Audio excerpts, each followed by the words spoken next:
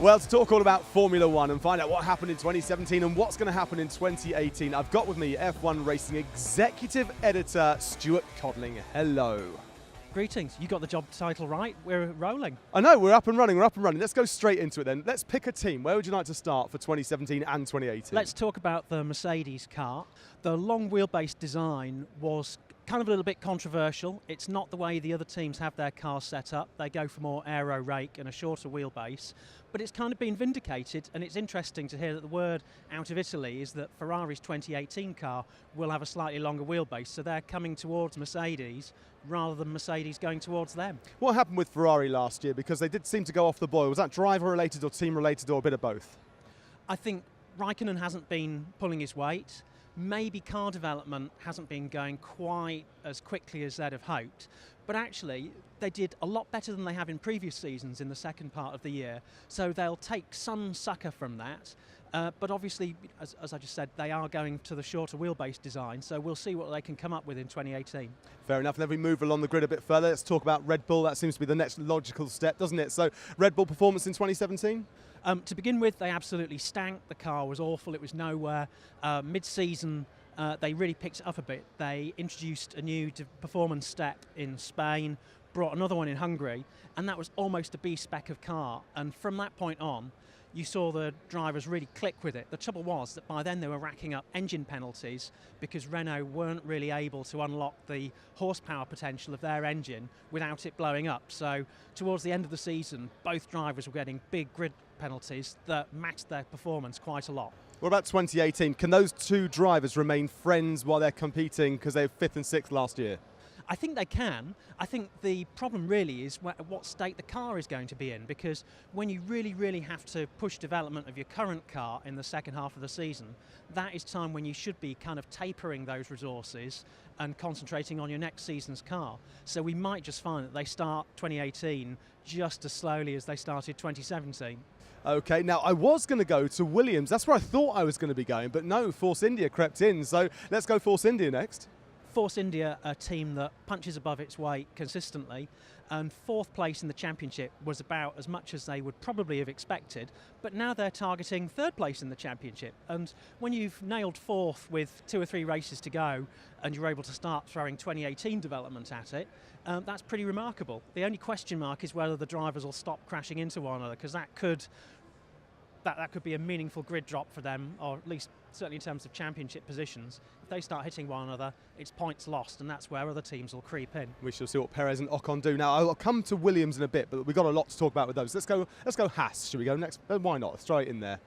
Haas is a team that's consistently struggled to develop the car, I think because they have a sort of a mix and match approach to development. It's built by Dallara, it's designed by a smaller team, they use kit parts from Ferrari, and generally speaking they've slipped back on the grid towards the end of the season as other teams overtake them.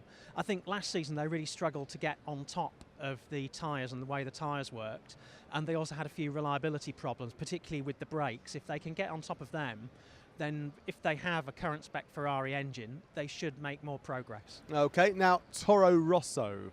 Let's go to the sister of Red Bull. Toro Rosso is the great mystery, because while we have established drivers, Pierre Gasly, very highly rated, very keen, Brendan Hartley, pretty handy, the question marks remain about the car.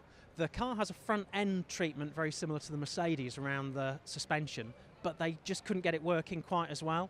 And also that car will now have a Honda engine in the back of it, and that really is a mystery, because last season Honda came with a completely new engine that they thought would build on the momentum they'd built through 2016, and really the engine was an absolute horror. They had trouble with the hybrid systems, and they've had to go back to the drawing board. So if they can learn from their mistakes and come back fighting in 2018, that could be a surprise package.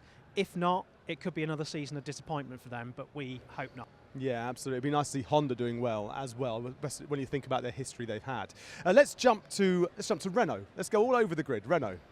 Well, Renault, we've seen on a consistent upward curve. They're investing in the Enstone chassis building facility in a way that the previous ownership just weren't. I was very lucky to go and visit the factory about this time last year to see the extensions they're building, and it really is incredible how run down it was under the previous ownership. They weren't spending, they'd lost a lot of staff, shut down a lot of facilities. They had machines that weren't being used because, for instance, software licenses for the CFD hadn't been renewed. All that's been changed, but you can't just throw money and resources at something and win. And we've seen them just gradually start to work their way back towards the front of the grid. They've junked Jolyon Palmer quite brutally, brought on Carlos Sainz, who is probably the best driver they could get at the time, and would certainly be one of my choices if I were to stock a driver. So they now have a very strong driver partnership, hopefully a stronger car. The great unknown there is the engine, of course, because last year they claimed to have parity in terms of horsepower with Mercedes. It's just that they couldn't actually reach that peak without the engine blowing up. So, always a stumbling block, that, isn't it? Yeah, it's a little bit like we could do it, but we're not. We're a little bit further away than we actually like to think we are. So it'll be interesting to see how they pan out. We've got 3 more to go, so let's go to, we mentioned Honda, let's go to McLaren with their new engine partner. McLaren now have nowhere to hide because they've got rid of what they saw as the weak link, the Honda engine. They've gone for Renault, which is a little bit of an unknown, but at least it has a little bit more reliability than Honda showed last year. Now, they have consistently claimed that their car is as good as the Red Bull in the corners, so with a little bit more oomph, they would be kind of fighting for podium positions, as it were. Now they're going to have to do that because there's nowhere to hide. They've got the same engine as Red Bull, so that is something that we'll really look forward to with great interest as the season pans out. Now, 2 more teams. Let's go to Sauber. I'm slightly concerned for Sauber, 10th in the Constructors last year. What's going on with them? Problem with them was that they were also low on money. They've had new investment, but they've also had a lot of churn in terms of personnel. They got rid of the team principal. They brought in Frederic Vasseur, who was previously associated with Renault, and he's restructured it. I suppose there's a question mark over, firstly, where they're going to be in terms of the technical package, what sort of engine spec they're going to have, how much resource they're going to have in development. They used to have a really advanced supercomputer, but that was 10 years ago, so it's probably less powerful than your iPhone now. One thing they do have is Ferrari backing and Charles Leclerc, who is the Ferrari protege, and Ferrari have got plans to replace Kimi Raikkonen with him for 2019, so they won't want Sauber to do badly. Right, okay, and we have to finish, but we have to finish with Williams. Any news from there? What's going to happen with them? At the time of speaking, we're thinking it's Sergei Sirotkin. The reason for the late announcement of the signing is that they'd built their hopes on signing Robert Kubica, and then at the last test of the year, just after the Abu Dhabi Grand Prix, they kind of decided that Robert wasn't quite fast enough to do the job. There was no one else on the table, so they've taken Sergio Sirotkin and his rumoured 15 million euros, as far as we understand. Lovely. So who's going to win the title? I'm quite sure it'll be Lewis Hamilton again. So that's the good, the bad? The bad, I think maybe Haas will struggle again, but we hope not. And what about the ugly? The ugly, well, hopefully, I'm trying to think what the ugliest car of last year was, actually, just casting around. The ugly hopefully won't be Williams, because they really need to turn their season around with a new car concept, because they've just been going backwards for the past 3 years. Stuart Codling, thank you very much. You heard it here first.